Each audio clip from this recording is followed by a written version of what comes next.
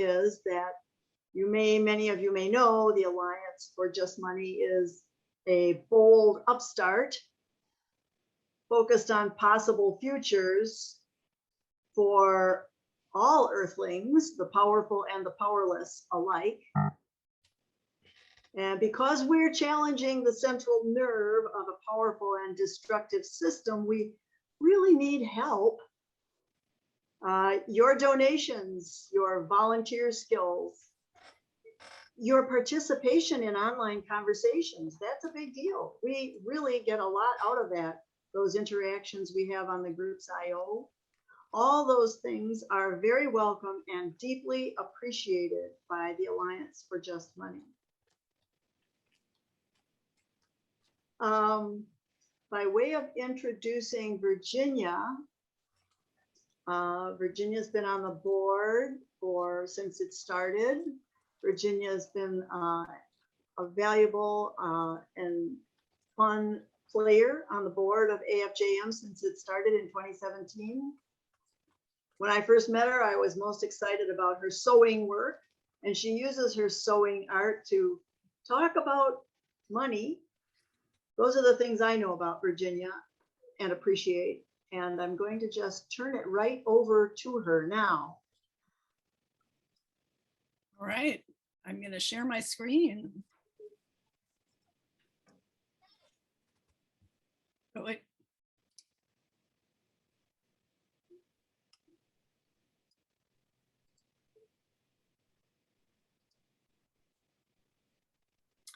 I'm excited to be here. I had fun putting this presentation together, and I used our communication and website committee came up with a theme for the coming year, which is building bridges, reaching out to other people who share a lot of our goals and interest in changing the money system. And so that's how I framed this presentation on MMT.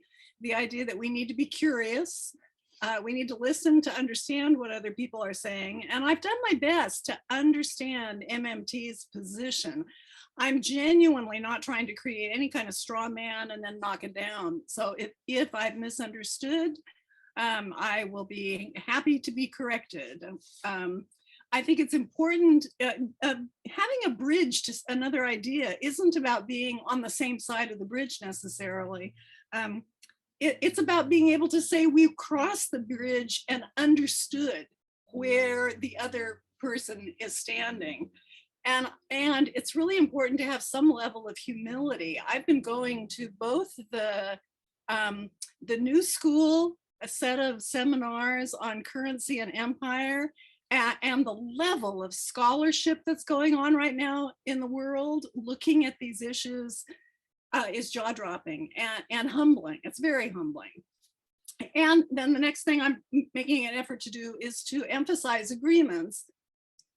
So if I'm failing and if we're failing, then there's insult, we're assigning intent. I think there's a tendency for us to do way too much of that. The people who we don't agree with, we say they're doing it because they're bad people or because they're greedy. We demonize them. We shouldn't do that. We need to get rid of feelings of arrogance and make sure we're not making it a war.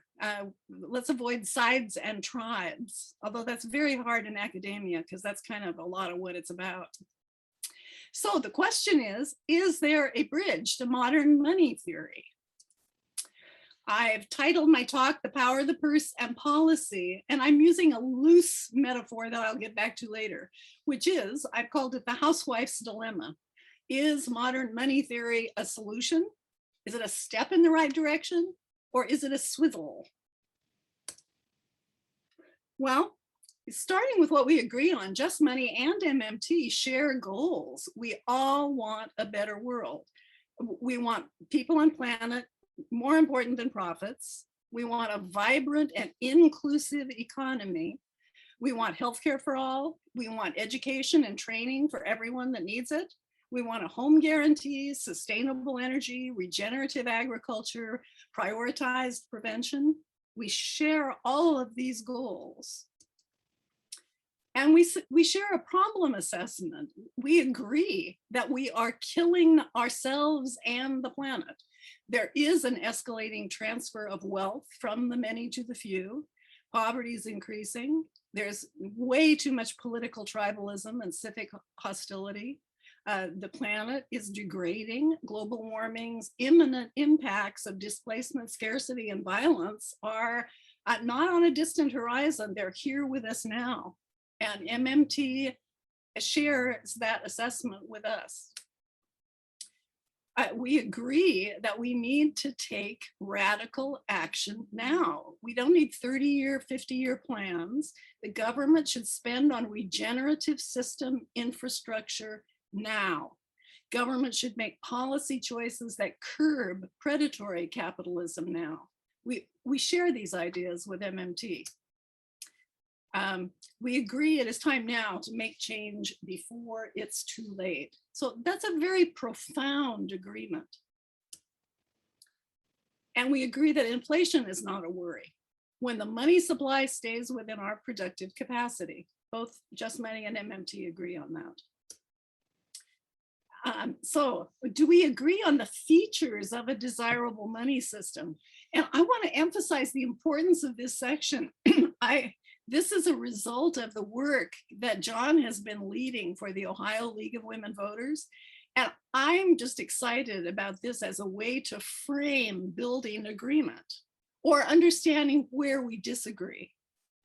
So the features of a desirable money system, we all want a convenient medium of exchange with ease of use for all. Yeah, and the rest of these we'll get back to later and look at in terms of MMT and Just Money. But what John and his group has prepared for the League of Women Voters is that we want a money system that assures a steady value of money, providing economic stability. And we want a money system that increases or decreases the money supply and keeps the economy stable, systemically privileges no one, makes spending on human needs and environmental remediation possible, and that the means of creating money is not used for private profit making or gain, and first use goes toward public good. We're not increasing the debt in creating the money. We can accommodate a no growth or degrowth economy, and we can connect to global and other national systems in a way that privileges no nation. So we will come back to that because I think that's a really good foundation for understanding other positions. Well, then, if we have all these agreements, what's the difference between Just Money and MMT? MMT is about a change in perspective.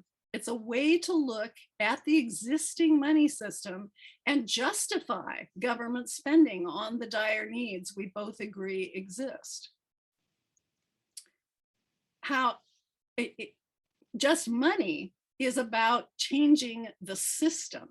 Just Money wants to change the money system from private debt credit money creation to public asset money creation. So that is a fundamental difference. MMT is about a way to view and justify spending for a better world within the current system. Just Money is about stepping into that better world by changing the system. So in looking at, well, why does MMT think what they do, trying to understand where they are coming from, what's on their side of the bridge, it's important to understand traditional economics and the mainstream conversation, because to some extent, that's what MMT is arguing against. And traditional economics says commodity money is the only real money. They're not saying that so much now, but certainly 20th century, there was a lot of conversation about that. And so in argument against that, MMT says, well, all money is debt credit. A base commodity is of little significance. Well, Just Money says, well, that's true. A base commodity is of little significance because money is a legal construct. And Just Money says, well, yes, on a deep philosophical level, all money is debt credit. However, it is much more useful to consider how money is created and recorded. And that can be done as debt credit or as an asset. So traditional economics says government must balance its budget like a family or business. This is one of the key points that MMT argues against. And they say, no, government, federal government is very different from a family or a business, because government issues the currency and borrows in its own currency. It can run up unlimited debt. And they call this the power of the purse. So government is unlike a household or business, and it does not need to balance its budget. Well, Just Money says the government does not now create money in the sense of adding to the supply of money. It authorizes a national money, but that money is created by the private banking sector. And we agree, yeah, government can run up nearly unlimited debt with that caveat, as long as it can be used in the productive economy. But we say, you know, why include that step? Traditional economists say, rather than run deficits, government should use austerity measures to balance their budgets. And this is still an ongoing, rather ferocious debate that we're dealing with right this minute. A lot of people saying, no, you can't spend all that money making a better nation. And MMT, thank you to them, is arguing against that, saying, no, austerity is wrong. We can spend what we need to achieve sustainable prosperity. And rather than run deficits, government should use austerity. Just Money agrees. We say changing the money system is the simplest, cleanest, fairest, least dangerous, and most efficient way to do that. So again, MMT is not about a change in the system. MMT accepts the existing system in which private banks today create 97% of the money supply. MMT encourages greater government spending that will increase government debt. And MMT is defining that as money creation. So what are the keys then? These are the keys as I understand them to MMT's perspective. There are three aspects to it. They have a vision for a better world. They use adjusted definitions. We're defining our terms a little differently. And they have a new theoretical construct, sort of a way of looking at the economy. So the vision, we agree, sustainable prosperity is possible and practical. And we agree about the basic functions of money. It's a medium of exchange, unit of account, store of value, and a formative influence. I'm zooming over those because I'm assuming most of you are familiar. But MMT uses a different definition of money. MMT says all money is debt. Money cannot be a commodity, rather it must be an IOU. That is Randall Wray and Modern Money Theory 2012. So the idea, MMT's idea is that someone must own for someone to owe. And Just Money says, well, there are many kinds of money, and money can be debt credit, and money can be a real or virtual commodity or asset. Money can be a receipt IOU or a future promise IOU, and it can not be an IOU. It can be created and accounted for as an asset. So it's important to recognize that we have a different definition of money. And again, Just Money says there are different kinds of money systems with 6 characteristics in common: community-wide agreement, a token of some kind, authentication, and this is that some authority must certify the authenticity of the money token. Requiring tax payment in the currency often serves this purpose.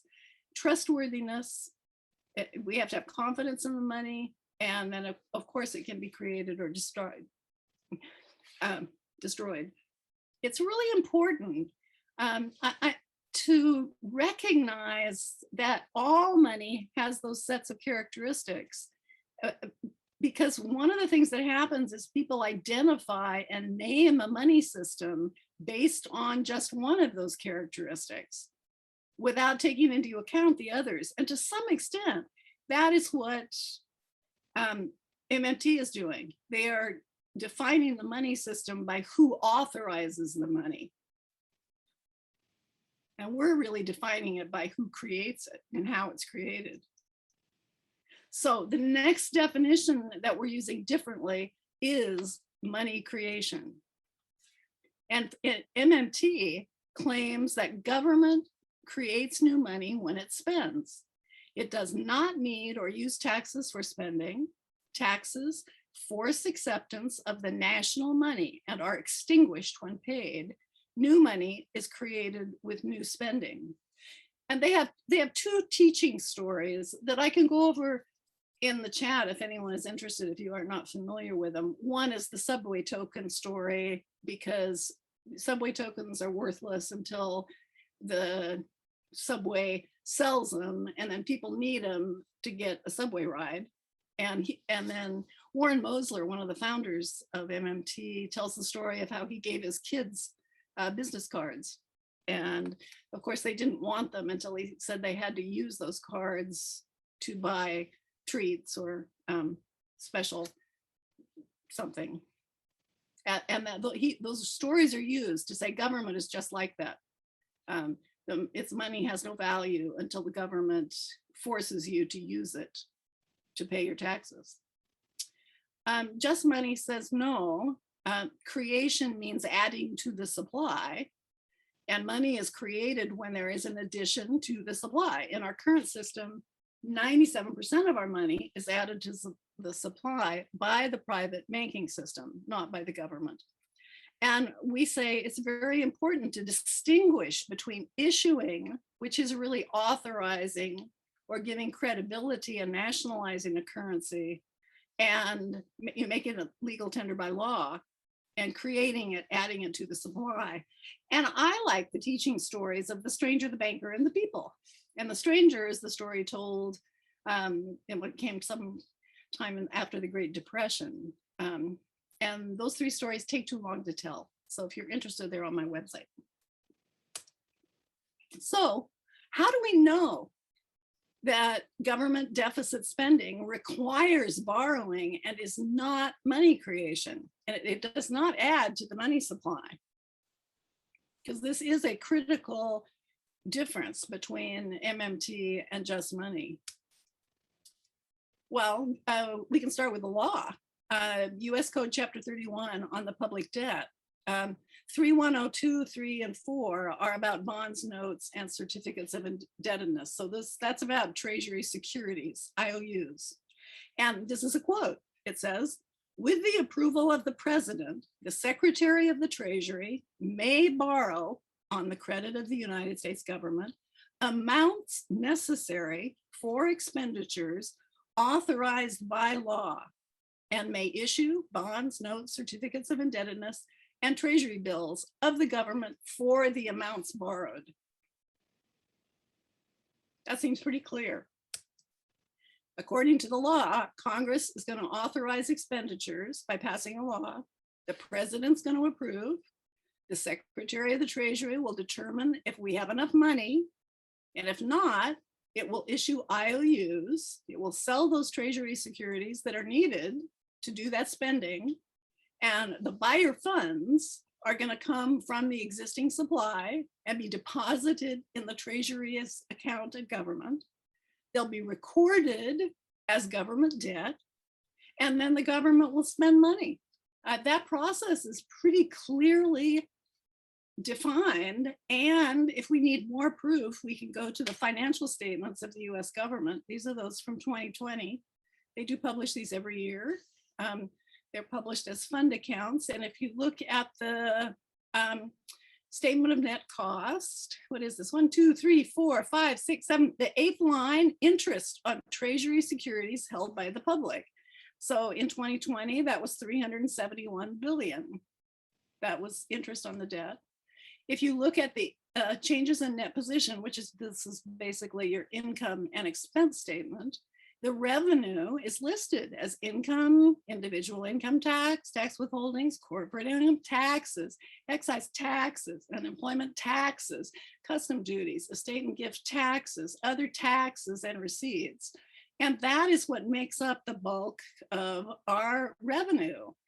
And against that, we have what we spend. And these are kept as the funds for dedicated collections or Social Security and Medicare, and they do get combined later.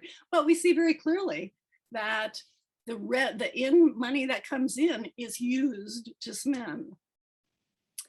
So some people have said, well, you know, that's just semantics, that we really are saying the same things as MMT, that if the government issues bonds that have zero or negative interest, and if the central bank buys them directly, and it has been doing something pretty close to that since 2008, that if that's what's happening, if we're basically the government is putting an IOU out there and the central bank is creating money, then this isn't any different than what Just Money is lobbying for. And the difficulty with classing it as just semantics is that you really still have two systems. If the government, under the terms MMT is defining, is really creating sovereign money that's privileging no one and there's no debt involved, then we would actually have two money systems operating. I mean, there is a real difference between debt-free, privileged no one money and debt money. So words do make a difference. And I'd like to encourage all of us to stop using the term sovereign money, which MMT does use. And my argument would be that that word by itself reflects a dominator worldview. You can hear it in the stories that MMT tells of the authority of the subway, or the dad who says, you're going to need my money, I'm going to make you use it. Just money, I think, when we call it just money, we're reflecting a partnership worldview. So moving on with our definitions, the Fed, whether the Fed is owned by the people or by the private sector, we differ with MMT on that as well. The MMT says the Fed is, they use basically the definition of ownership that the Fed itself issues, which is that it's really owned and controlled by Congress because Congress passed the law that created it. The Treasury receives the net receipts from Fed activities. Congress has some oversight power, and the executive branch dominates leadership. Private bank shares in the Fed are non-negotiable. So traditionally, that is used to say, really, the government owns the Fed. Just Money says, nah, that doesn't work for me. It's really privately owned. The private banks own shares in it, and the law allows it to be independent of Congress. And those member banks get a 6% annual guaranteed return on their shares. And they receive interest on their reserves before the central Fed's net to Treasury is calculated. That's a significant benefit. That is the kind of benefit that accrues to real ownership. And that seigniorage that accrues to the member banks for their creation of the money supply gives them a dominant privilege and power, which is certainly equivalent to the traditional meaning of ownership. And lastly, by law, the Fed's top priority is to serve the bank and financial system. It is not to serve the nation's well-being. So moving from definitions to how they're framing things, their theoretical framework, and the big question. And MMT says, how will we pay for it is the wrong question. We should be asking, are these things worth doing? And do we have the real resources, the people, the equipment, the raw materials, and the technology to do them? Will they make society better off? That's Stephanie Kelton repeats that in almost all of her presentations. And how we pay for it, and Just Money says how we pay for it is an excellent question. It's about who has the privilege of creating the money. and the money supply and how they do it and the inherent values of the system. And when government spends, we agree with MMT. That's the time when you say, are these things worth doing and do they have the real resources, et cetera. So yeah, I mentioned this a little bit earlier, but any theoretical frame will have an origin story.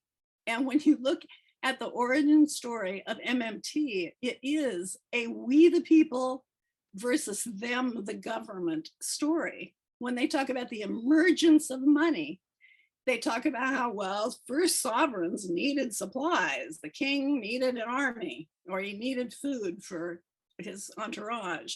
So he created money and used it to buy supplies from the public, and then demanded taxes back so people would want to use the money. This is their story of how money emerged.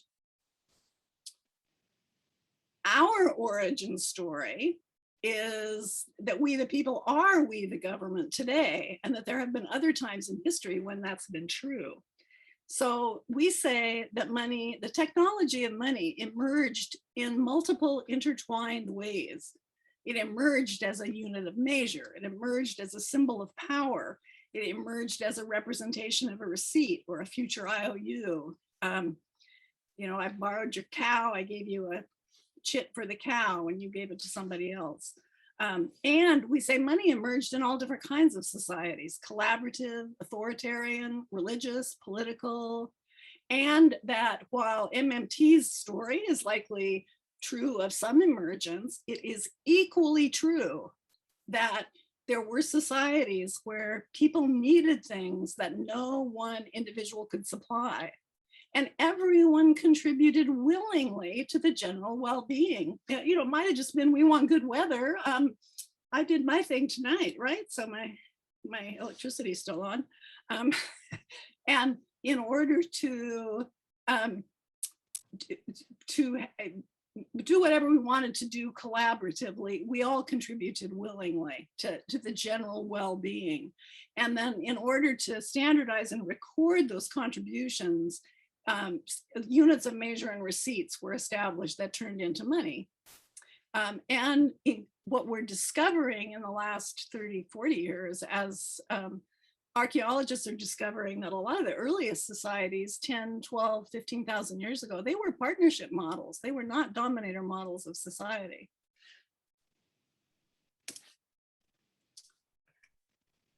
Does everybody want, before I do simple accounting, because that kind of boggles everyone's mind, just stand up for 1 minute. Come on, everybody. Stand up and turn around. If you have a window, look out the window. Sing, Virginia. Shouldn't you make everybody sing before you talk about accounting? Oh boy, I should be able to remember some of my songs from preschool, right? About counting. 1, 2, 3, 4, 5. Once I caught a fish alive. Okay, so a very important part of MMT's theoretical frame is this idea of what they call simple accounting logic, and they call it the deficit myth. And this has, the underlying this is the idea that if you're counting up all the income and expenses in the United States, everyone's income is going to be someone else's expense. Because if I buy something and it's my spending, I bought it from you and it's your income. And if we add all this together, it will net to zero. Again, just another illustration of it. If you add up everyone's income, and for now, MMT does consider both foreign and it's on top of my, and savings.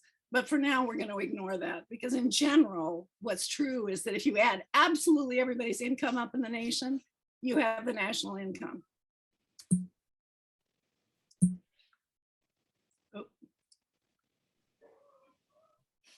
If you add up everyone's expenses, then you have what can be called the national product, but it's essentially exactly the same thing. They're the same. What someone earns, someone else spends. So again, and what MMT does is it divides the economy into the public and private spheres. So remember, if you add up all the income and expenses, it's going to net to zero. If you take everything that is being spent and earned in the private sector, there will be a net. If you take everything the government spends and earns or receives, there'll be a net. And if you put those two nets together, it nets to zero. And this is the illustration from The Deficit Myth by Stephanie Kelton, that if the government spends $100 and taxes back 90, then the government is going to have a $10 deficit, but everyone else is going to have a $10 surplus. And this is a major theoretical frame of theirs. And again,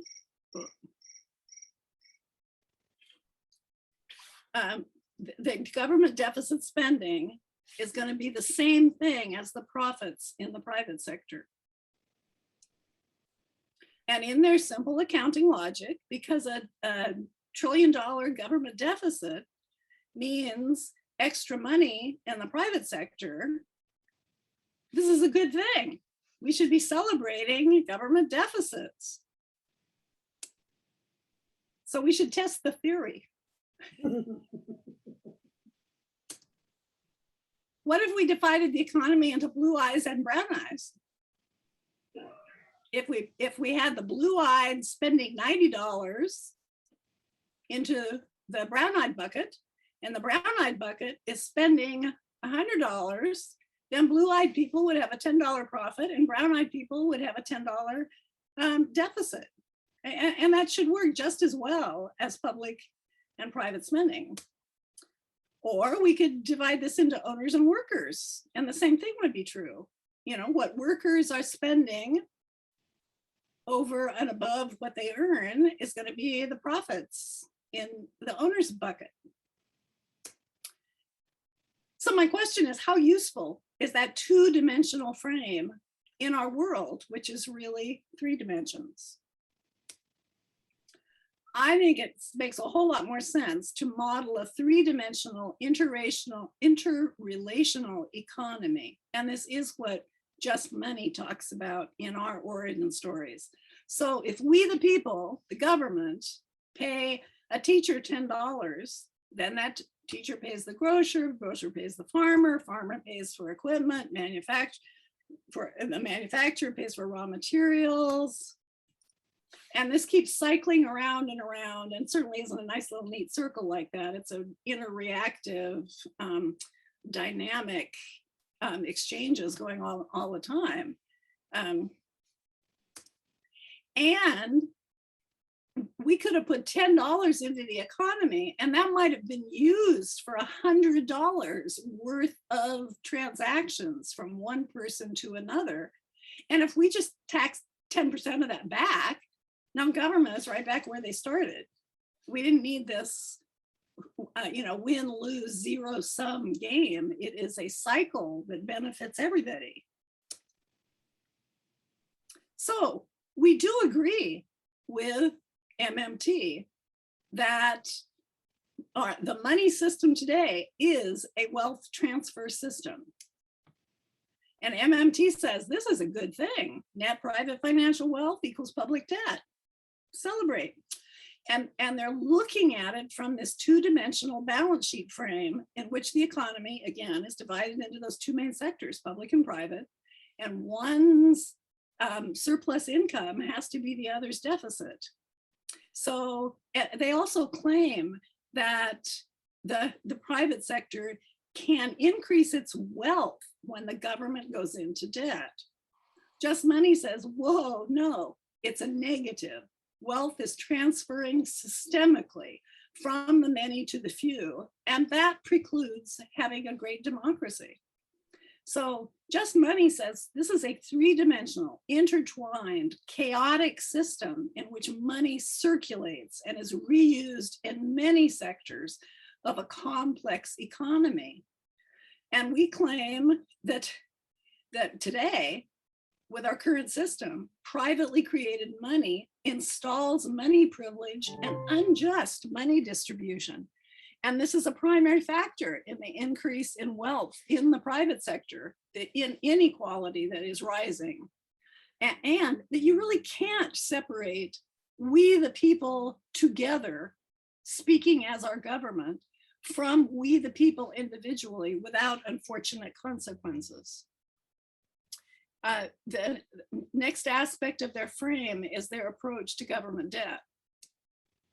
And MMT says, well, all this escalating debt doesn't matter as long as it's in US dollars. And again, interest payments are good for the private sector. Just Money says, yeah, escalating debt does matter. The interest payments are transferring wealth unfairly, and that value permeates society. So MMT is focusing only on the total increases and says, well, government never pays off its debt, and that's the way it should be. And Just Money our focus is, well, wait a minute, government is constantly cycling that ever-growing debt. We're paying principal, interest, and then borrowing more. And at the bottom, I've put, like in 2020, government debt was 28.6 trillion.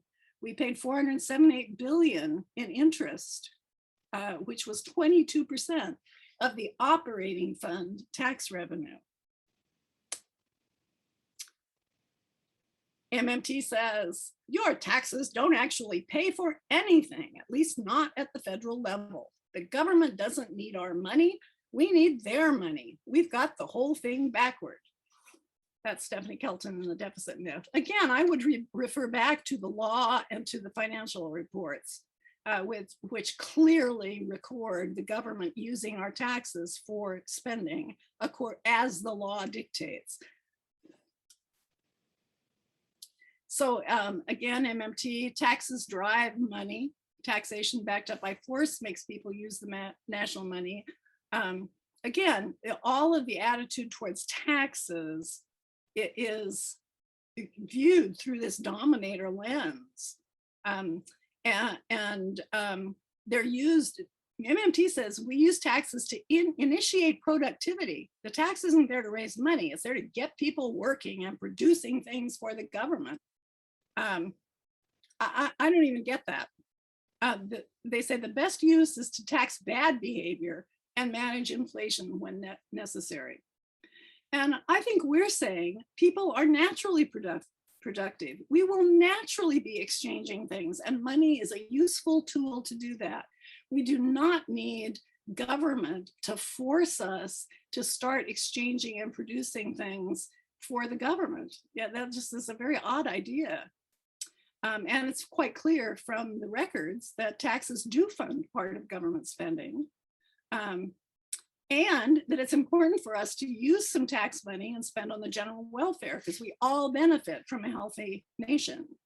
So the best use of tax money as a circulation pump for the economy's lifeblood, and as a means to balancing what we choose to spend on individually with what we spend on as a community to build a healthy foundation of general welfare. And to wrap up the theoretical viewpoint with a look again at the differing worldviews, because this is a critical part of where we see the world differently. MMT's model, a worldview, is a dominator model. They're looking at the world as two-dimensional, linear, and they have this balance sheet orientation, that this oppositional, the idea that force is assumed as necessary in the form of taxes in order to have money cycling. And Just Money is using a partnership model. We're saying, no, this is three-dimensional. We're really looking at system and chaos and collaboration and interwoven. And we're assuming that in general, people will cooperate with each other because that's what serves all of us best. And again, I highly recommend Rianne Eisler's The Chalice and the Blade and the Real Wealth of Nations if you're interested in a wonderful description of these two very general models of worldview. So why did I call it the housewife's dilemma? It's a very loose metaphor. I just wanted to make the point that having the power of the purse, it's really not enough. It does not equal the power and privilege to create. So we were talking about the worldview frame and the difference between a dominator and partnership model, and how I was just using a loose metaphor. So the questions we asked to begin with, is MMT a solution? And I think you can say, sure, short term, government does have the power of the purse. The government can spend what it needs as long as we have the productive capacity to use the money. And we desperately need to spend dramatically on radical experiments and regenerative practices. MMT says, go for it. Well, I don't have this as do. Yeah, well, let's do it. However, be aware. And now I'd like to go back to what we talked about at the beginning that we're using with the League of Women Voters, the features of a desirable money system, because this is where we can look at any alternative to changing the money system and say, how do we differ at the foundation? So I think all of us agree that we want a convenient medium of exchange that's easy for everybody to use, right? However, when it comes to wanting a money system that assures a steady value of money, providing economic stability, I don't know that we agree on that. Some people believe that a steadily depreciating value of money is a good thing. So that's something to explore with MMT. When we're looking at how the supply of money is increased or decreased, we feel strongly that we want the economy to remain stable. If you are intent on keeping the existing system, then that really isn't an option. Just Money wants a money system that systemically privileges no one.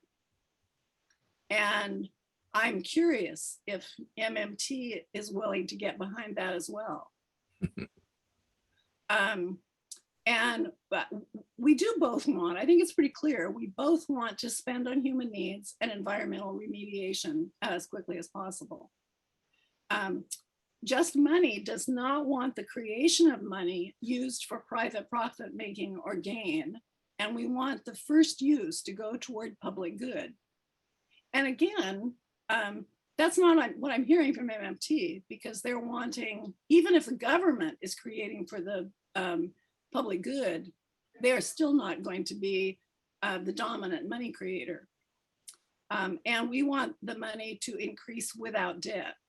And that is not the case with MMT.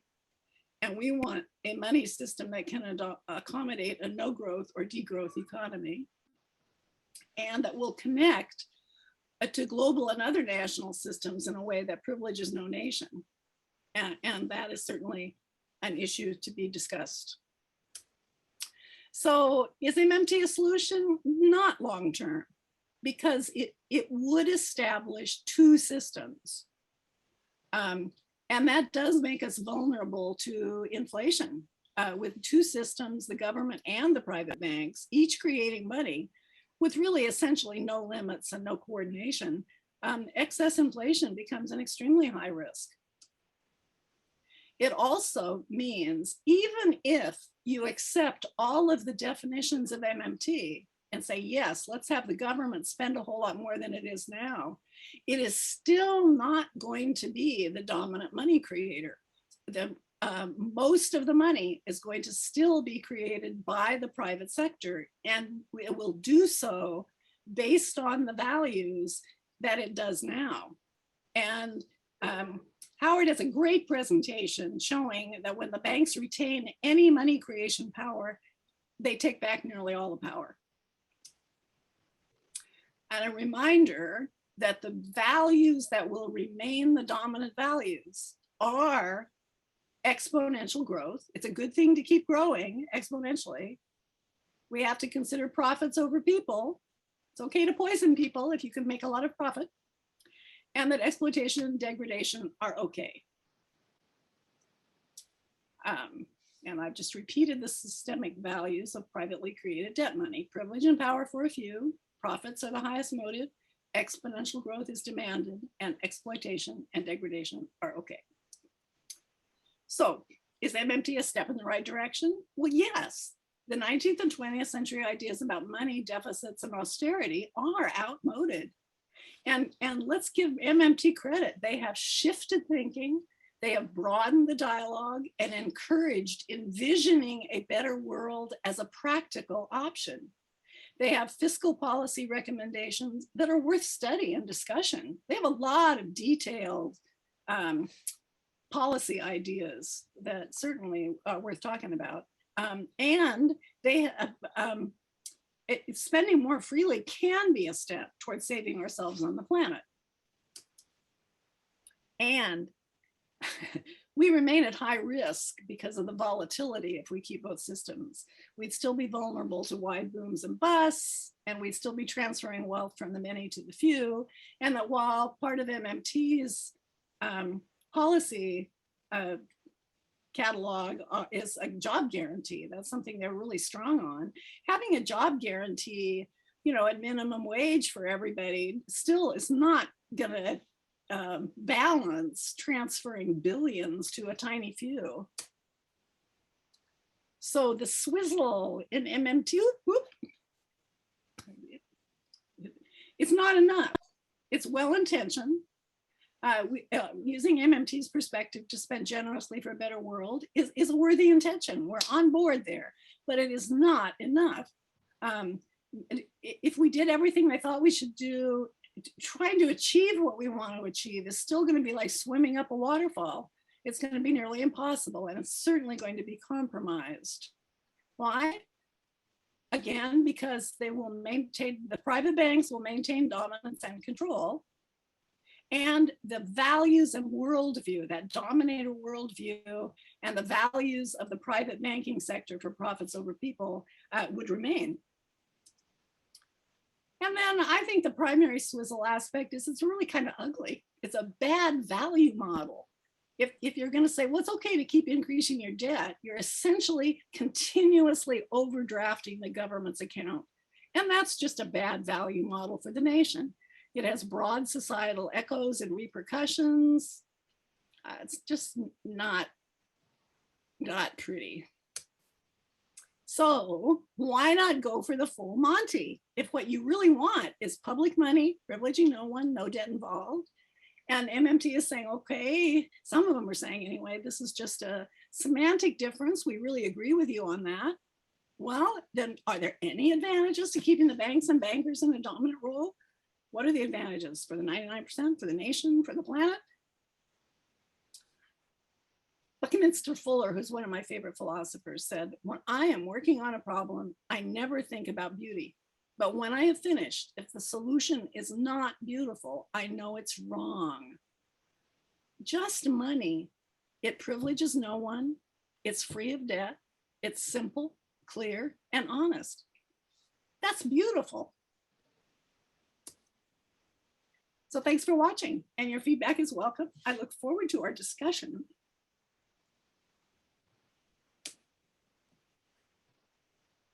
Yay. Hey. Yay. Really, Very great much. job. Great job, Virginia. Left us with plenty to talk about. Yeah. I see one hand up. Let's see. Does everybody know how to use this system here that Dan is using, where there's a button on the bottom where you can raise your hand? It's Is it under the- it's under reactions. There's Yeah, a button in called reactions. reactions, and you click Okay. that and it gives you Okay, Options. I see the hands going up. Does everybody feel confident with that? because all your pictures do not fit on my screen. So if you just wave at me the way I'm often tempted to do, I very likely will not see you. But these hands, I think they come to the top where I can see them. Yeah, and if you open the participant list, people who are off camera can raise their hands too. Oh, very good. Thank you. All right, so the person with his hand up first is Dan, and after him, I think it was Mark, and then Joe Polito. Oh my goodness. Is it right across the, are you all right across the top of the screen like you are in mine? Dan, Mark, Joseph, Yeah. Jeff, Alec? Yeah, it loads, Okay, it moves people up in order that they put their hands up. super cool. That's going to make it nice and easy. And Dan. whenever you call on somebody, you can lower their hand if they forget to. You can go to their Okay. name on the participant list and hit lower hand. So, Very good. So Dan, you want to give us your first question for Virginia? yeah, comment? I took notes on this. I don't know how much. My first thought is that the great bridges are the ones that cross rivers or chasms. And it's more comfortable and easier to build bridges from the left to the further left than it is to build bridges from the left to the right.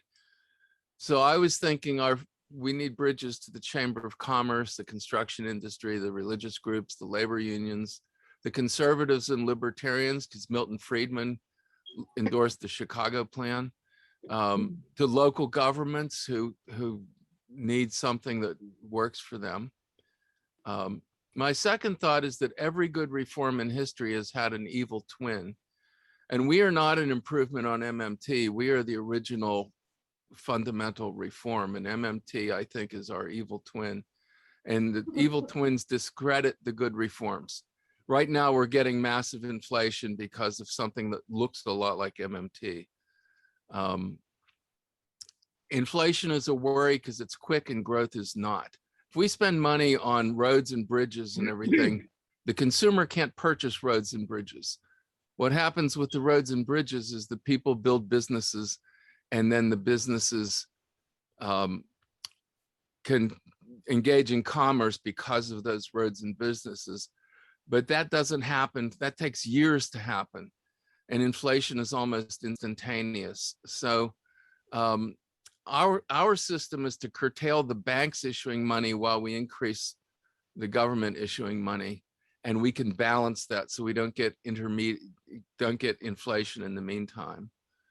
Who owns the Fed is irrelevant. The Bank of England is totally government owned and behaves exactly the way the Fed does.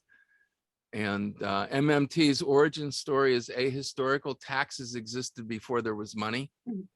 Taxes were in the form of direct service obligations. And while debt to the Fed does not matter, Virginia made this point, and I just wanted to underline it a little bit. Debt to the Fed does not matter, but debt to private bondholders matters tremendously. So that's all I kind of ran through as I was getting this. Thank you very much. Virginia, do you want to comment before I go to Mark? No, I didn't hear a question there, so no. Okay. No. Right. Just Right. Go ahead, Mark. Thank you. Great presentation, Virginia. A couple of questions. One is, I hear the term first use a lot. And I wondered if you could elaborate a little bit on that. And I wonder if there's a need to define that a little bit more. Because when I hear first use, if I don't know anything about the money system, I assume that all money created or spent would go first towards some first use instead of somebody who may be trying to expand their business. Or is it that first use is just for the money created by the government and then businesses can access money as they always have? Or could you elaborate a little bit more on that? My other point is that, I don't know if you want to comment on it, is that while MMT provides a solution, to me, it's really more what I would call a G8 solution. It's for countries that actually can borrow. I think you had in there that said, as long as a government creates money in its own in its own currency, that it can't go broke or whatever, or can't go bankrupt, I think was the right term. And that's an interesting thing especially when you consider something like the European Union, which, and we had the big thing with Greece, who obviously showed that a country can go bankrupt, but that was with the euro. And so I just wonder if do you see a distinction in that that's worth clarifying? Because it's not that I'm trying to beat up on MMT, but I don't want to give them more credit than what they're due either. And then the third thing I want you to respond to is that I know when you're building bridges and you're building bridges from two different places, you can't be the only one building bridges. Somebody else has to connect. If you think about the tunnel that goes between Jersey and New York, they're building from both sides. And so is MMT willing to build from their side? Or I don't know if you've had any conversations with them that says, yes, we need to kind of bridge this gap. So thank you. Oh boy, 3 things. That's my limit, guys. No more than that. I won't be able to remember them all. In terms of first use, I think what for most of us, at least when we started out, at least, we hadn't even thought about the fact that there is a supply of money that grows. You know, as there are more people and as we're producing more and using more, we need more money moving around. We just take it for granted that, well, somehow it's just there. But the supply has to be added to. And that's where Just Money says who and how that money is added to the supply is the critical question. And whoever has that power and privilege of adding money to the supply also has the power and privilege of choosing the first use of that money. So, for instance, in the Revolutionary and Civil Wars, when the government created the money, it used that really to pay for the war and to pay the soldiers, et cetera. Today, when the bankers create the money supply, they choose where the money goes first when they make a loan. So they are deciding who gets to have the first use of that newly created money. And yes, that money is recycling a lot as money gets paid back, but that just adds to the power the bankers have. And they give the money, in essence, to people who already have money or can put up collateral, have wealth that they can put up as collateral. So built into that system, the first use is going to the people who, you might say, need it least.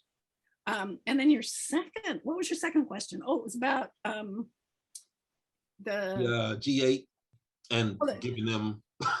Well, MMT goes into that in quite a bit of depth because they stress the importance of the government having the authority to have a nationalized legal tender.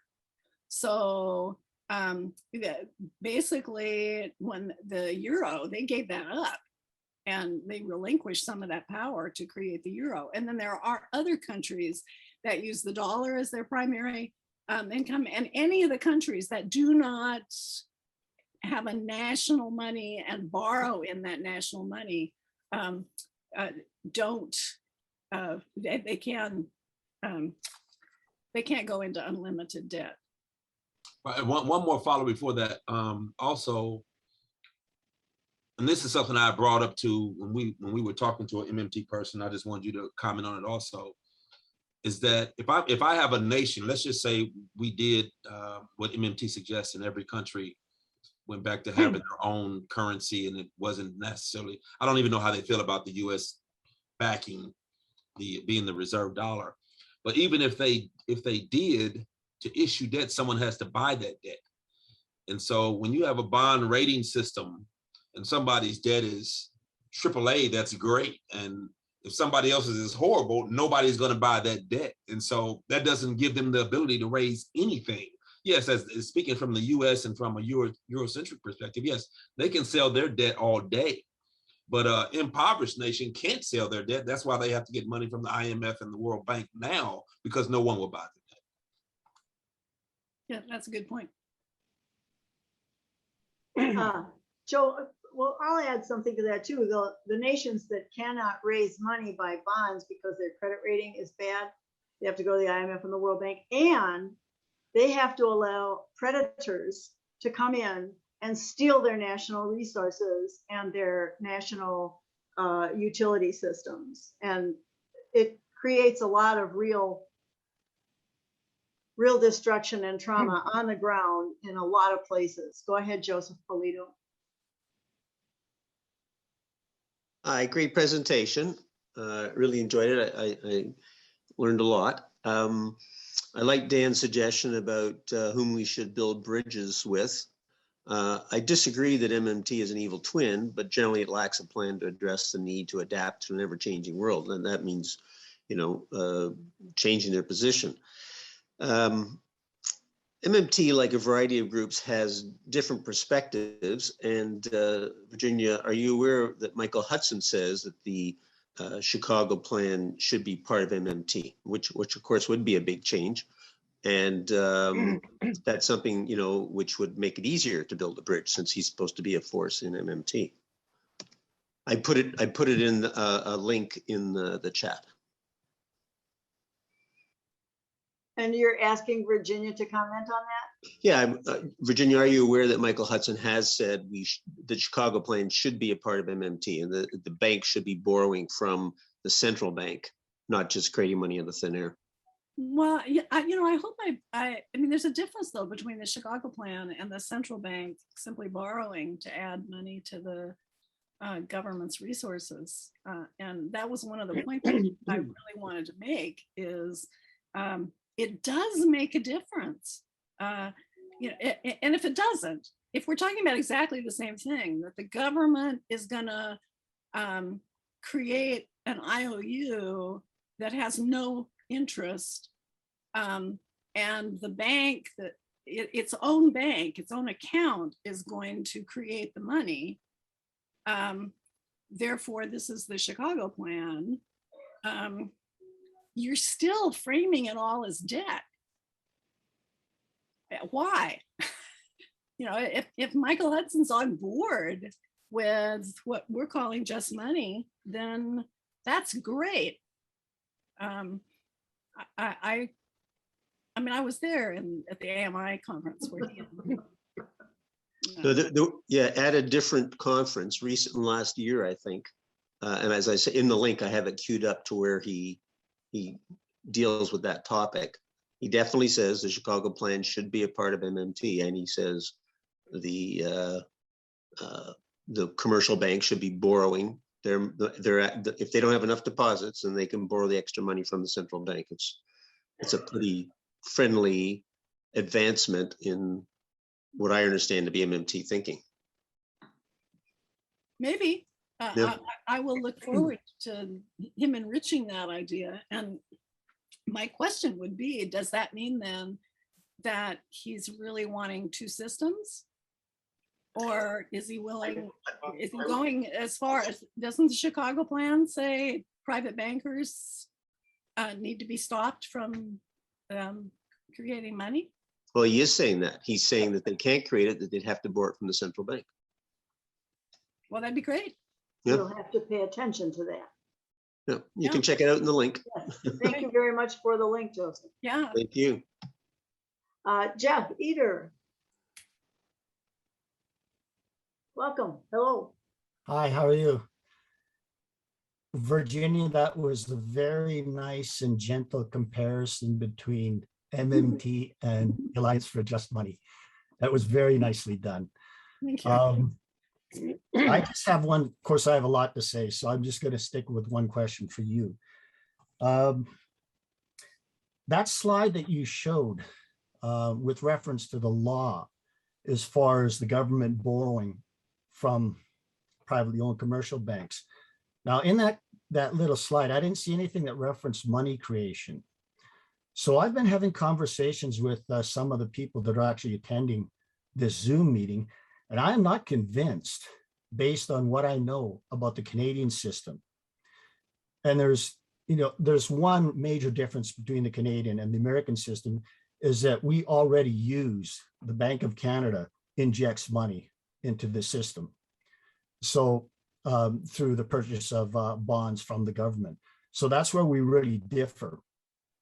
But there's a document from the Parliamentary Library of Canada that very plainly shows that when bonds are initially issued from the federal government, banks create money the same way they do when they issue loans. It's very clear in the documentation.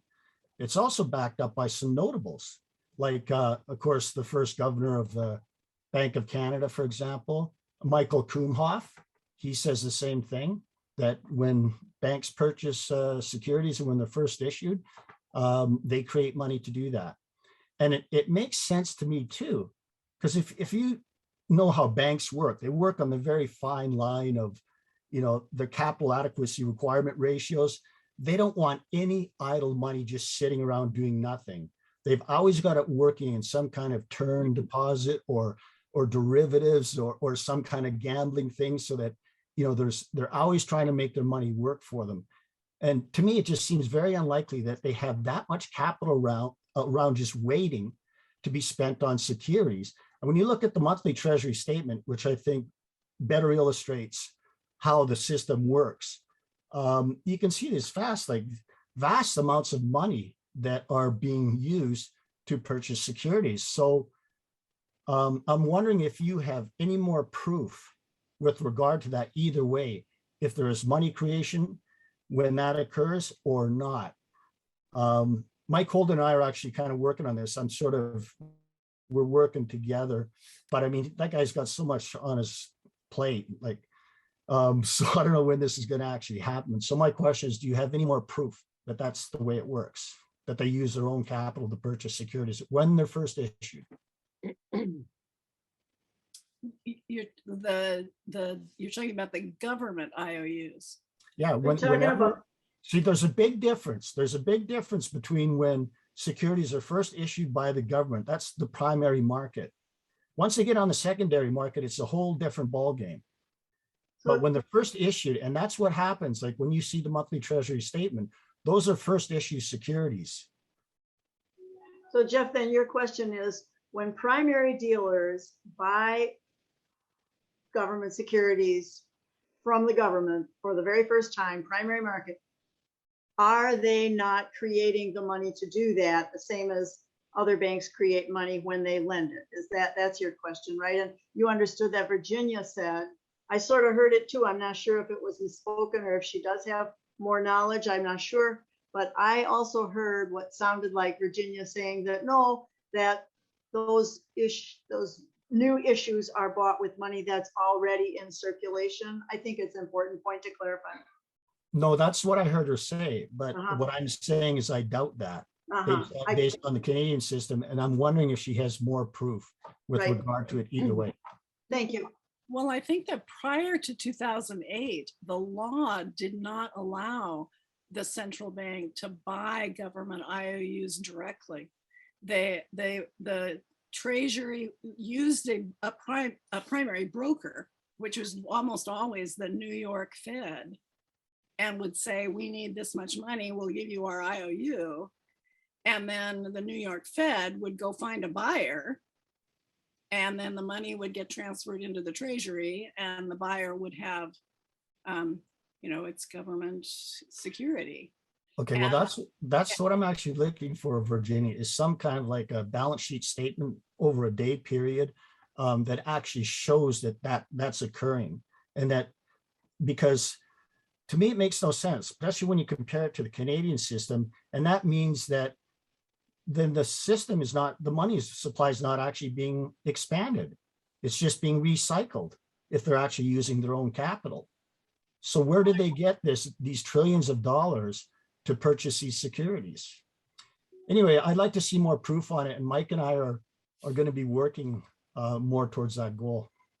Well, I'll see what I can find. I do know there's been this ongoing discussion in our forum about what happens with loans, and even in I have a son that is a bank VP and of a regional bank, and they have, when they issue a mortgage loan, very often it never even shows up on their books. They already have a buyer all lined up. They have relationships with the big players. So if you go in and get a $400,000 mortgage, The fee they charge you, which, 15, 20 grand, will be entered as an income, but the mortgage is just going to go zipping through and it won't show on their books because they settle every night.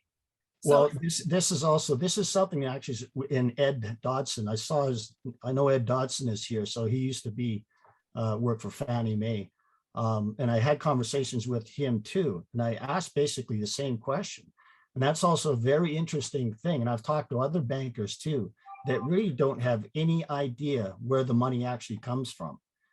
They're taught a certain way to process these loans. And part of the process doesn't actually show where that money comes from, like what particular account. So this is why anyway, I'd like to see more proof myself. That's all. Well, I'll see what I can find. Very good. Thank you. Thank you very much. Alec.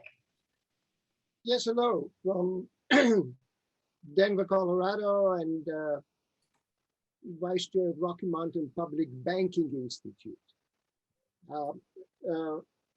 Thank you very much, Virginia, for this presentation. Has anybody talked to the MMT and presented this thing? They might actually agree.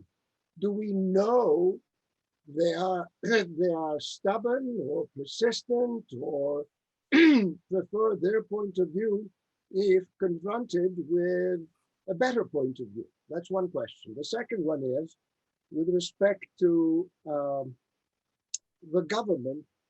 I think, Virginia, you were suggesting that somehow or other the government was representing we the people. My own sense is that that's anymore, if it ever was the case, it's no longer the case. There are things that 70% of people, 80% of people, 90% of people actually want, that we know from polls, and the government doesn't pass these things, whereas only 20% of people want something, and because the top 1% wants it, actually gets passed. So the government does not necessarily represent we the people.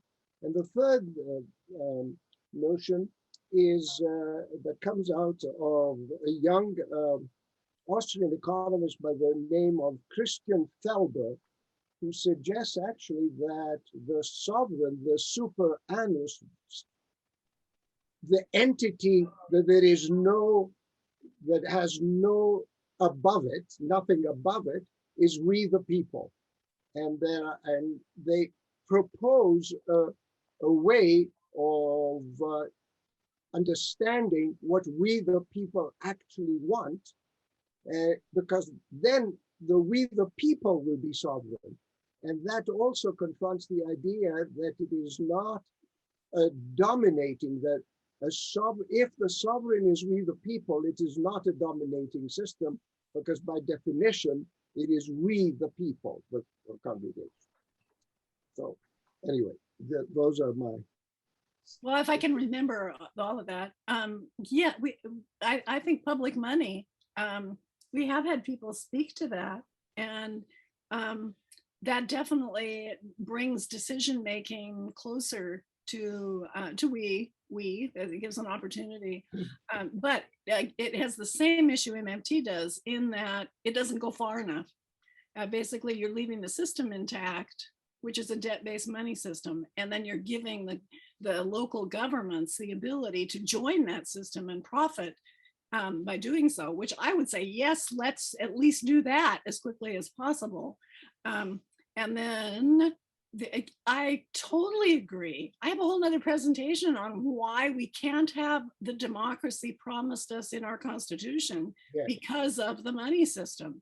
Yes. I mean, I really see it as the root of why we are not a government of, by, and for the people. And until we take back that power to create the money, it's going to be almost impossible to have that. Yeah. And it's kind of, I get it. It's a tough climb to make that shift, but that's what we're working on. Yeah, yeah. And what about have people talk to the MMTers and say, hey, listen, here's our perspective. What do you think about it? Can we get together? The issue is so terribly important, not only for the United States, but for the world, that to create these factions that fight against each other or disagree and therefore might not work together, I think is very destructive. So I think we need to see what it is that they do say. I don't know if we've connected with them and asked these questions. I think a lot of people in the group have had varying degrees of success in connecting with MMT people. And I'll tell you what, as soon as this is up as a video on our YouTube channel, I'll send it to Michael Hudson and see what he thinks. Okay, good. We'll see what he has to say. Good idea, Virginia. I was wondering if Alec might like to host a panel with Just Money and MMT to have a discussion with them. Yes. There you go. We might want to do that because so many things are in common. It would be a real pity to get into a stalemate if so much goodwill is available. It would be very instructive to us all. Yeah. Yeah. Did you have something more, or shall we go on? No, that's it. That's enough, don't you think? Thank you, Alec. Thank you very much. Franz. Yeah, when we talk about building bridges, as Alex was saying, of course, building bridges among ourselves is very important, but it is not the most important. The most important bridges that have to be built by us are bridges to governments and to financial elites. So how are we able to being heard? And so what I'm suggesting is that our group and also the American and also the other groups in the other 26 countries of the international movement for monetary reform, that they come up with statements and proposals that can be discussed first among ourselves and then bringing them up. I would like to give an example. I start, given that we are in Just Money, then it's kind of obvious to start thinking, what about justice that is being proclaimed by every religion to be basic? So I've started a campaign with the UN Office of the Unitarian Universalist of a monetary justice campaign. And in that campaign, we are making the point that citizens all over the world, but particularly in those 27 countries, are very much involved in trying to devise a new international monetary system that can be good for everyone.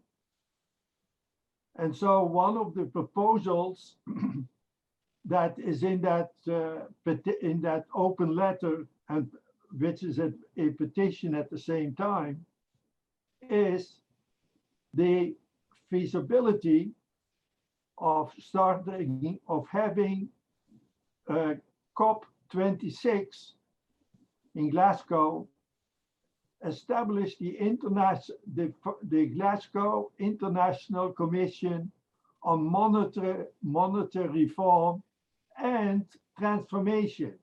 I think the two of them are together. If you only talk about reform without transformation and structural changes in the international money system, we are, in my opinion, missing the boat to a great extent. And so it's so important for us, and us, I devised a kind of new name for us in the international field, where voluntary organizations are called civil society organizations. And so I said it's very important for civil society monetary organizations, or CSMOs, to be involved in the important discussions. So we ought really, as Alec was saying, we ought to,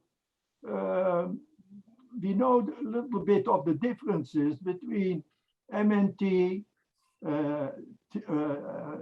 sovereign theoretical operation of theories, or Tierra monetary theories.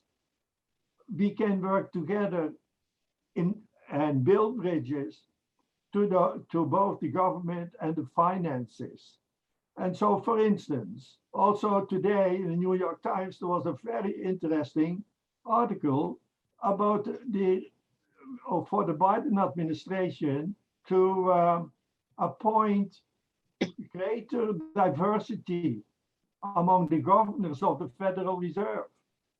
You see, we as an organization, as a national organization, ought to be able to have made a statement there of the way we want the Federal Reserve to be structured, which is of course quite different from MMT, but they, but most people would agree with some very basic changes that, for instance, were proposed by the author who was the executive director of the Buffett Institute at Northwestern University. So she really did a good job on this guest essay. And I think we really have to build bridges, not only with religions like the Unitarian Universalist, but every religion is about justice. So that is also building. So what I'm basically advocating is, it's good, a fine job that that was presented this evening, but when we talk bridges, we really ought to start thinking building bridges wider than in our own kind of little communities. Thank you. Thank you, Franz. Appreciate it. Any comments specific to Franz's, or should we go on to Jeff's question? Jeff, go ahead.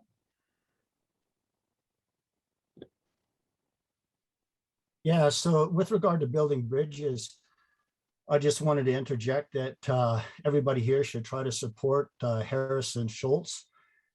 He's staging a protest in front of the New York Federal Reserve on November 5th. So if he gets any kind of media coverage, then we will be able to extend our exposure, which is something that both the Alliance for Just Money and Progressive Money Canada needs. I also might be going on some kind of talk show that he's trying to organize too, as a preface to the demonstration. So I just wanted to plug that. Very cool. Thank you. So the way to do that is mostly on the Alliance for Just Money Twitter channel. Is that where to find Harrison? I don't know the particulars yet. So Harrison and I have been communicating, but you guys would have better access to the actual details. Someone else here might know and be able to confirm that the AFJM Twitter channel is the place to support Harrison. I'll be watching for someone who knows about that to raise their hand. Thank you for that, Jeff. Yeah, and it's actually, I don't know, I'm kind of excited about it because I was actually planning with some people up in Canada to do the same thing, and even coordinating with the United States. So we would do it in front of the Bank of Canada, and people down here would do it in front of the Federal Reserve. So this is kind of moving forward too. This would be, from the Canadian perspective, probably wouldn't happen for a year or two. Uh-huh. Good initiative, good planning. Thank you. Joseph.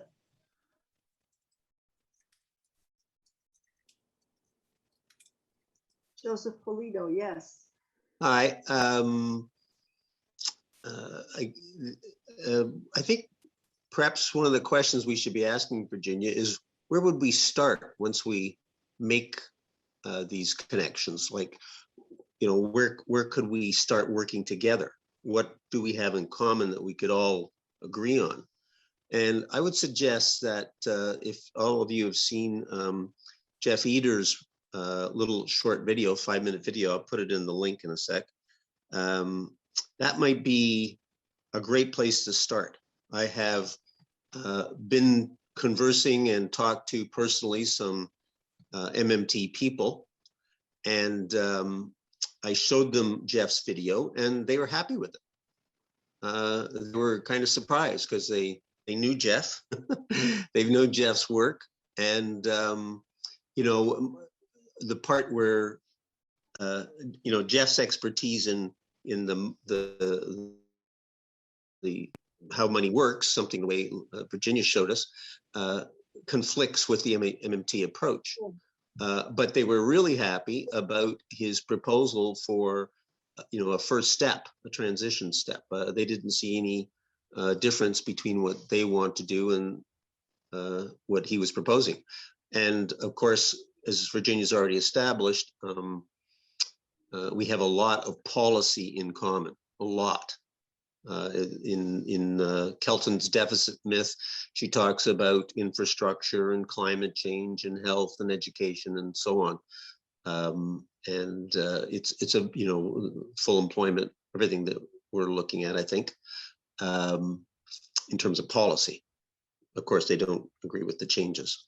So I'll put that link in the chat, and I guess, Virginia, I assume you've seen Jeff's video. Do you think that would be a good place to start, or do you have thoughts about where a good place to start would be that we could all get behind and move forward, have a critical mass to make things happen, to challenge the system, to challenge journalists and politicians? Thank you. You know, I've watched a lot of videos. I have to go back and watch that particular one to be reminded. So I can't address it specifically. And I understand, Sam made the point in the chat that, you know, where do we have a really simple, this is what we agree on? And I think we've been working on that, and that's a work in process. I mean, Mark Pash and I don't know, Sam, if you've had a chance to look at it, but I mean, we wrote a relatively, you know, little short book. It doesn't necessarily summarize the thoughts about worldview, to some extent, are mine. And those are not in any of our official writings. Although if you look at our values, they are certainly those of a partnership model, but we haven't spelled out, this is our worldview. And I think one of the most exciting things that's happening right now, John Howell started a study group with the Athens, Ohio League of Women Voters. And out of that, we were kind of following the same approach that we followed on our websites, which is, well, we need to describe for you the difference between the money system now and the money system that we would like. And what we found was that, you know, people were kind of going, huh? And where the inspiration was to shift to talking about the benefits of a system that we want. And that was the slide I had with the features. These are the features we want in a money system. And what we are hoping to do, our goal is to get the League of Women Voters nationally to make that their position. Wouldn't that be exciting? I mean, it may be a couple of years worth of work, but I kind of think, I don't know if you've heard Keb Mo's song, but put some women in charge, and we may get what we're after. And what we are doing is coming up with a model, which we're in the process of trying out. Will framed as we have framed it for the Athens, Ohio League of Women Voters, will that hook participation and commitment? And then Ryan and I are going to be doing the same thing with the Portland League, and we're just hoping this can spread like wildfire. But it's a different way of looking at it, and I think it's a critically important different way. It's advertisers talk about the difference between selling something on the basis of a description of it, or selling something on the basis of what the benefits are to you if you buy it. And I think that list of features is a list of the benefits. So we're hoping it will sell better. That's great. Just a moment on Jeff's video, since you can't remember it.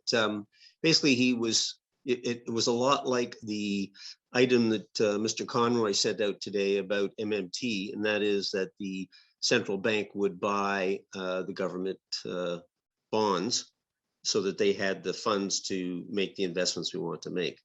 And of course, and I think in the article it said that MMT wants the government to continue to do that, that should be the regular policy. And that does seem like a great place to start, because then it wouldn't be real debt, and the government would have the funds that they need to invest the way we would like to see them invest. And it would also mean that all of that interest would be returned back to the government. We wouldn't have the impact of compounding interest and so forth. Well, it would still be very risky, because you're leaving in place two systems, one in which we still have no control over. No, it's just a start. It would be a transition. Jeff's proposal is a transition to our system ultimately. Yeah. Can I interject? Thank you. Go ahead, Jeff. Yeah, think no, they yeah, no, blame there it wouldn't on be a the risk. And again, it would be, we would have more control. So basically, the people would decide where money goes, whether it be through a mandate from the public, like through a referendum or something like that. But that is what is suggested in the video. And again, it would be introduced for productive purposes. So inflation would not really be an issue. Well, does the video say that we would take away the power of the private bankers to?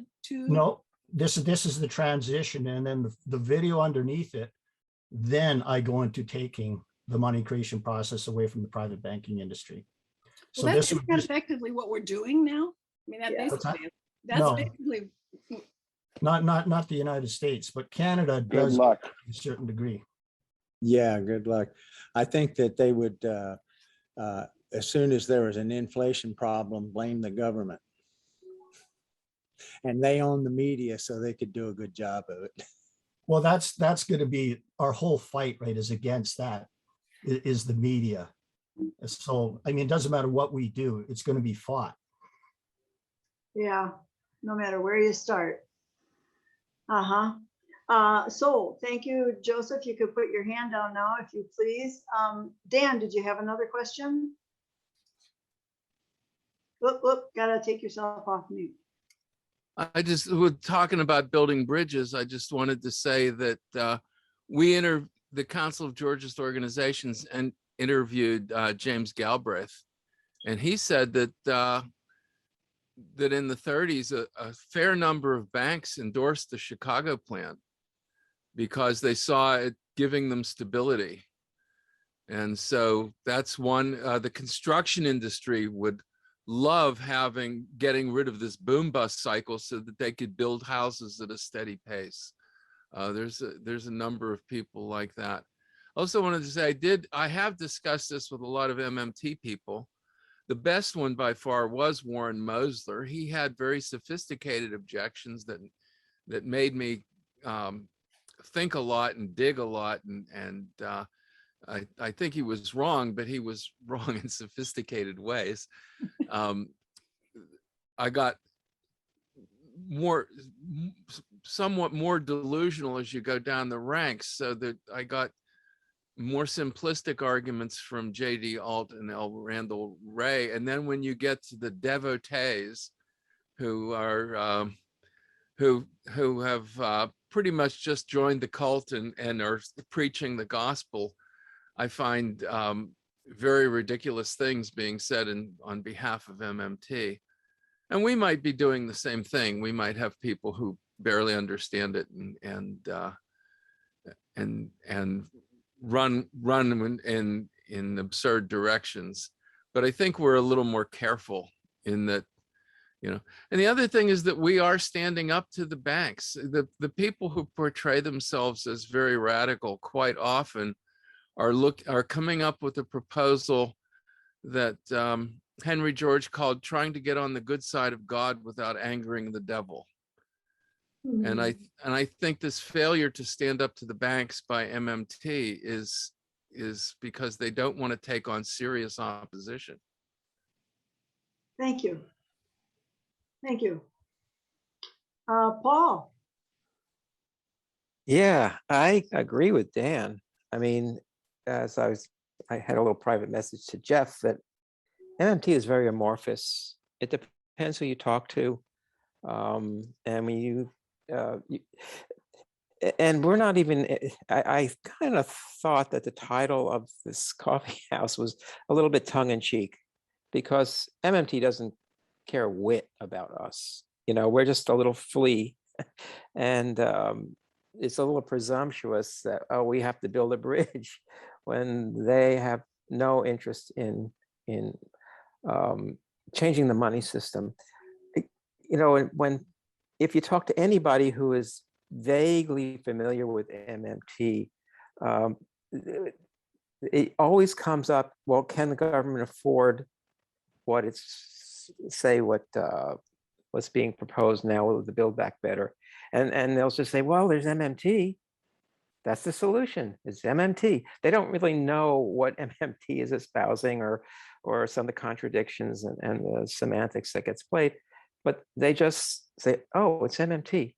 It's like the solution, and they really don't understand it. I was on the Feldman show last week, and he, for some reason, considers me the money person. And well, first of all, I asked him, you know, frankly, if I were to tell you that banks create virtually all of our money, how does that make you feel? What would you think? He said, I don't believe you. And he was serious. I mean, he just does not believe it. So that kind of outlines what our job is. I don't think our job is to try and counter MMT or get along with them. He asked me, well, what do I think of MMT? I said, it's just some kind of monetary policy system, but it has nothing to do with changing the money system. And so in some sense, I think we have our own path to follow, and trying to get on MMT's quote unquote good side is really not going to serve us. What they are doing is they are short circuiting our message, not intentionally. They don't care about us, but basically they are leaving the impression that government creates all the money. They are the issue or the currency. And why listen to these, as Randall Ray calls us, the money cranks? You know, we're just a bunch of cranks. So don't mean to be too negative, but I think there's a reason they don't have justice in their name.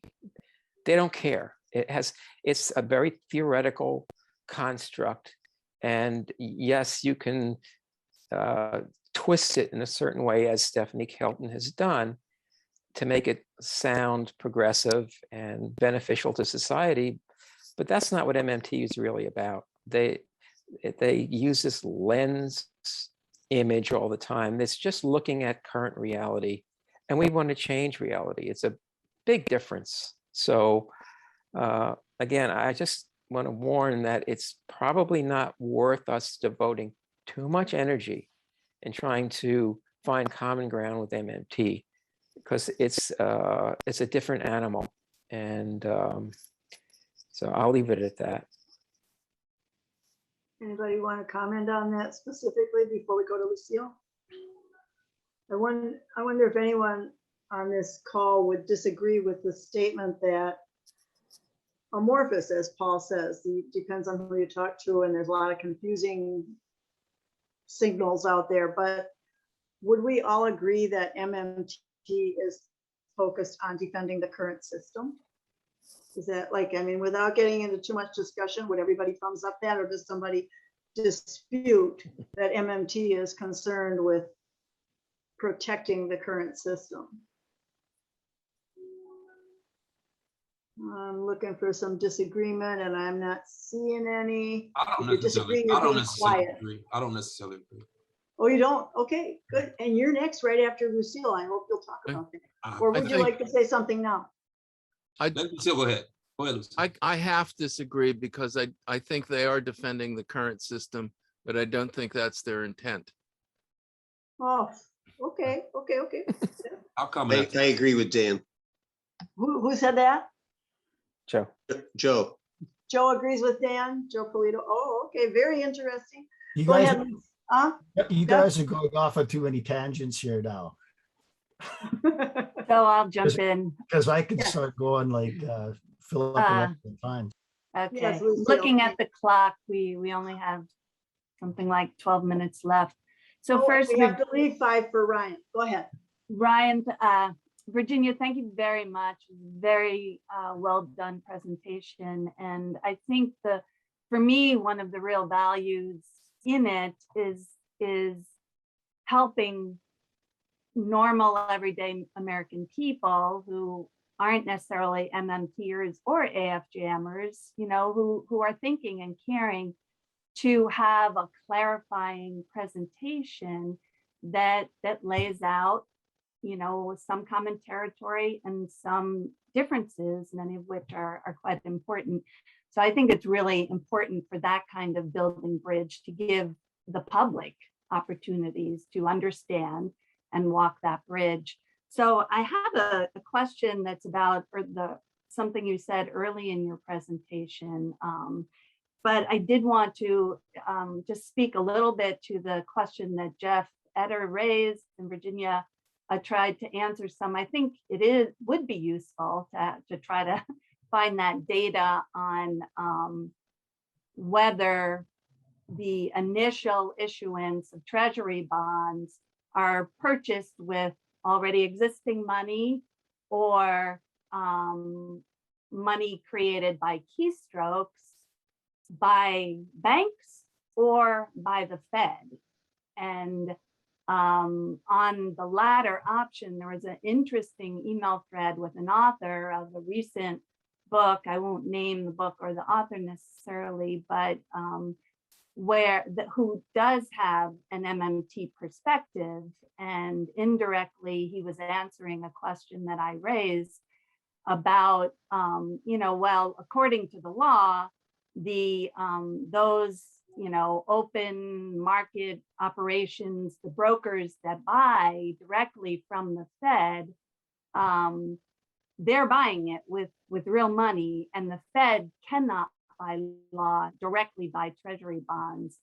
And his basic response was that the regularized, and I'm quoting him, the regularized and indeed routine character with which the Fed swaps Fed liabilities for treasury liabilities makes clear that as a practical matter, the Treasury issues money by spending, and the Fed window dressing, always done with a wink and a sigh at the chicanery required by the obsolete the operations requirements of the Federal Reserve Act. And so that process, which I had described and he was responding to, is no more than the Federal Reserve Act required legal mechanics through which this longstanding practical reality unfolds. And it seems to me that a indirect, something they might want to do is just correct the law to eliminate this, what, everybody who's in, that upper echelon of the financial system, knows is just a technicality. And, it's a technicality that kind of matters on the question of whether we have public money or public private interests paying debt as used as money. But anyhow, so the question I wanted to raise, or maybe two, the one that's not really my main one, is just you didn't speak at all to cryptocurrencies and the so-called stable coins, and that seems to be a growing force that we need to be addressing. And so where Just Money and MMT come out in relation to those. But my question was, in very early on in your presentation, you said, you used the term, I think, at the deep philosophical level, that we within AFJM, sovereign money reformers, agree at the deep philosophical level that I think, I don't want to misquote you, but that all money is debt credit. And I just wanted you to explain that statement, what you meant there. And yeah, because I'm not sure it represented my thinking. And so I want to understand what you meant better. Well, and I may have made up that we agree on that. But I think that when you're looking philosophically at what a money token is, it does represent an obligation, a credit and a debt. It represents something, a credit. I get to use this to get something, and it represents someone is going to owe it back. So if you're really getting down or going up, if you're going up to that just philosophy, then okay, we can say every money token is a debt credit. However, what we are saying is what is more important than that is how it is created and recorded in whatever system is creating that money. And the system that we want to see implemented is one in which it is booked as an asset. It's not created as debt. And it's created by we the people. So it's really who creates it, how it's created, and how it's booked that is the most important aspect of money. That's and I think we do agree on that, right? Just quickly, I think what we mean by debt money is that somebody has to borrow it from the issuer. The fact that the issuer has to accept it for something is beside the point. Our point is somebody has to go into debt to borrow that money. And it's a debt to the issuer, not a debt from the issuer. And we have no problem with the issuer being on the hook for redeeming the money. We have a problem with the people having to borrow money in order to conduct their business. Okay, I'm so sorry, we're running out of time just as it's getting very exciting. Someone requested to hear from Edward Dodson, and he didn't speak yet. So I'm hoping that he can keep it to a minimum so we get to hear what Mark wants to say too. I only have one question of Virginia, and that is, and maybe this is for all of you since I'm new to the Just Money list of priorities, and that is what other policies, and I'm assuming since Dan is involved, that you've had discussions about the importance of collection of natural resource rents and land rents that to achieve economic stability.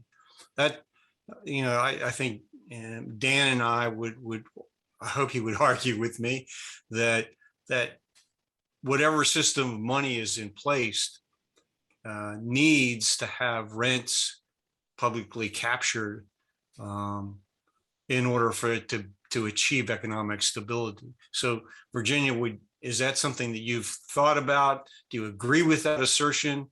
Or you haven't studied it, or what do you and others say in response to that?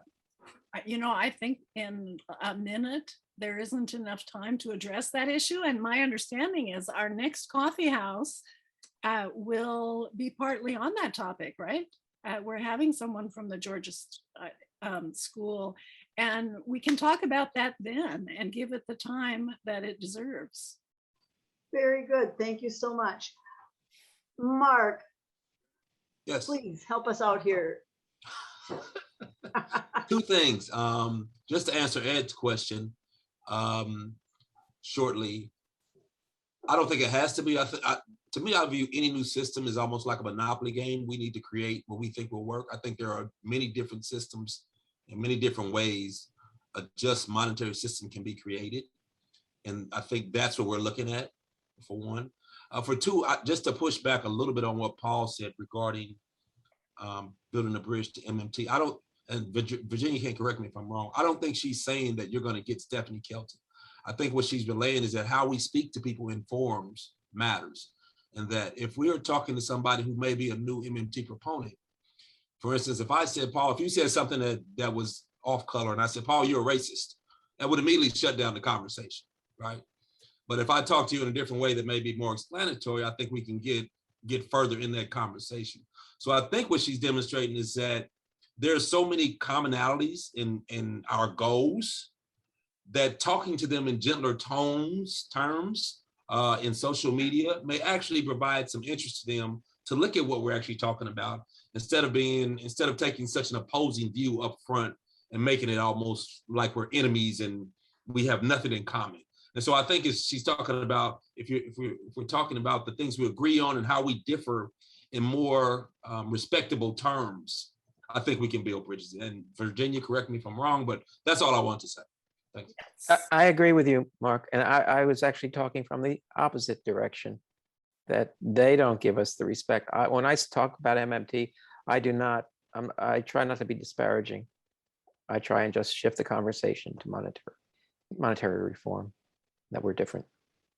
Yes, thank you. That's right, me too. Spent a lot of time doing that, being very diplomatic and finding a lot of, among acolytes for sure, a lot of derision and bad faith. Well, thank you all very, very much. Ryan has some important announcements before we say good night. It seems like this conversation could have gone on a lot longer, but I got a lot out of it, and I'm grateful to each one of you. Go ahead, Ryan. Yes, thank you, Virginia, for this excellent presentation and for the rich dialogue that followed. And if you enjoyed tonight, next month, November 22nd at 8 p.m. Eastern Time, we will be hosting Ed Dodson. So if you were curious about his question, maybe we can learn some more about that next month. And in December, we will be pushing our coffee house up a little bit for the holidays, and the Youth Caucus will be hosting it on December 13th at the same time. So yeah, going on the theme of building bridges, we would like to hear from you all what kind of organizations and movements you would like to see us collaborating with. And hopefully we can make that happen at some of our coffee houses next year. So you can either drop that in the chat and I will have access to that after this, or you can email us at reform@monetaryalliance.org.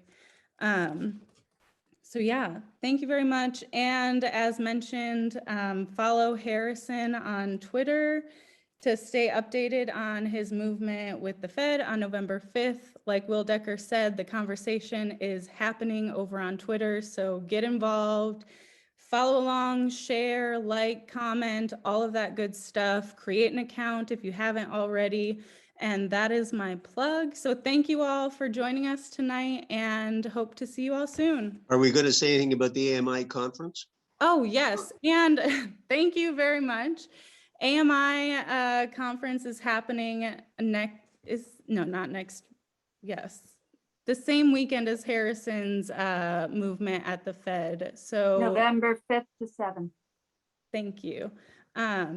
And yeah, be sure to register for that. I believe it will also be recorded. So I'm putting the link in the chat right now for the monetary.org, where you can register for the conference. And within the next 2 or 3 days, you can see the astounding program that is being put together about wide variety of views on monetary reform.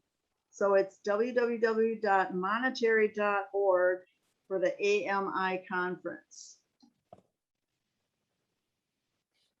Right. There you go. Thank you, Hope guys. to see many of you there. Hope to see many of you around. Thanks, Virginia. Great presentation. Thanks. Well, it was fun. I enjoyed doing it. Thank you for letting me. Thank you, Virginia. Very good.